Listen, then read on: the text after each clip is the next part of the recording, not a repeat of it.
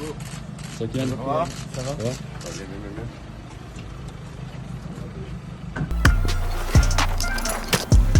Foot.fr, fournisseur officiel de football. Bonjour à toutes et à tous, heureux de vous retrouver pour un nouveau JT Foot Mercato. 3 jours seulement après la finale perdue face à l'Argentine, Kylian Mbappé est déjà de retour au centre d'entraînement du PSG. Pas de vacances donc pour le Français qui veut rapidement tourner la page, alors qu'en Argentine, Mbappé est encore dans toutes les têtes. Les chants ont débuté dans les vestiaires avec la fameuse minute de silence pour Kylian Mbappé et ça a continué tout au long des festivités organisées hier en Argentine pour célébrer le retour de leur héros. D'après nos confrères de RMC qui étaient sur place, il y en a eu autant pour le buteur du PSG que pour le couronnement de l'Argentine. Le chambrage ne s'est pas arrêté là, loin de là. Certains actes de la part des Argentins ont particulièrement choqué sur les réseaux sociaux. Une vidéo circule notamment où l'on voit certains supporters en train de brûler un cercueil en carton à l'effigie de Kylian Mbappé.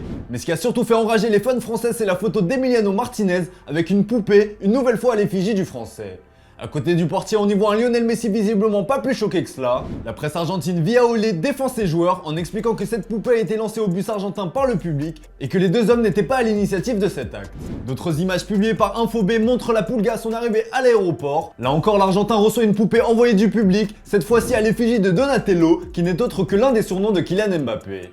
Le capitaine argentin explose de rire avant de la renvoyer dans le public. Il n'en fallait pas moins pour que certains supporters parisiens y voient un signe de tension lors des futures retrouvailles entre Kylian Mbappé et Lionel Messi en club, d'autant que jusqu'à présent, la relation entre les deux hommes semble uniquement se baser sur un respect mutuel. La reprise en club risque d'être agitée au PSG, entre un Neymar au fond du saut après le traumatisme vécu par le Brésil et un potentiel clash entre Mbappé et Messi, ça promet. Léo Messi va quant à lui bien profiter de vacances méritées avant son retour dans la capitale française. En attendant, les rumeurs concernant son avenir vont bon train.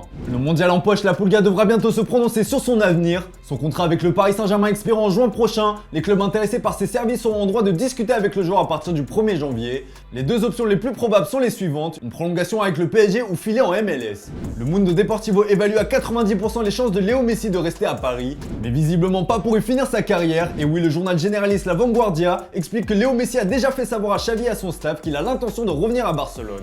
Quand? Telle est la question. Rappelons que la Pulga est âgé de 35 ans et qu'il se rapproche doucement mais sûrement de la fin de sa carrière. Affaire à suivre donc. On en vient à la question du jour les amis, elle porte sur Léo Messi. D'après vous, quel accueil pensez-vous que le public français va réserver à la Pulga pour son retour en France? Comme d'habitude, on attend vos avis dans les commentaires. Hier, on vous demandait si vous validez Kylian Mbappé comme futur capitaine des Bleus. Eh bien, vous êtes tous pour au vu du mondial monstrueux qu'il a réalisé. Allez, on passe au focus du jour, on va parler mercato puisque le Bayern Munich cherche désespérément un remplaçant à Manuel Neuer.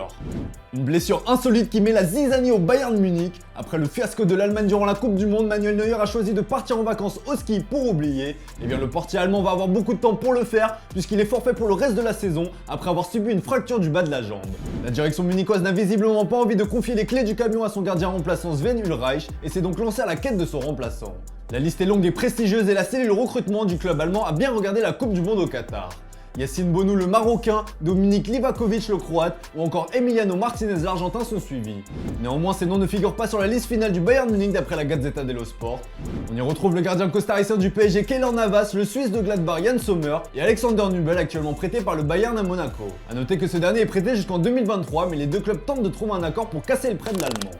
Et c'est officiel, l'aventure Disco à Séville touche déjà à sa fin. Arrivé libre du Real Madrid il y a 6 mois, l'Espagnol quitte déjà l'Andalousie. Entre méformes, performances décevantes et départ de Julen Lopetegui, le milieu de terrain espagnol n'a pas convaincu au cours de ses 19 matchs disputés sous le maillot du Séville FC pour 1 but et 3 passes décisives. Le directeur sportif Monchi a donc préféré s'en séparer et économiser un gros salaire comme on peut le voir dans le communiqué. Et le deuxième officiel vous concerne directement, fidèle suiveur de Foot Mercato. Vous l'avez peut-être remarqué avec notre nouveau logo et notre nouvelle bannière, nous avons procédé à une refonte esthétique sur nos différentes plateformes, le but étant de vous proposer une expérience optimale à travers notre application et notre site. On espère que ça vous plaira.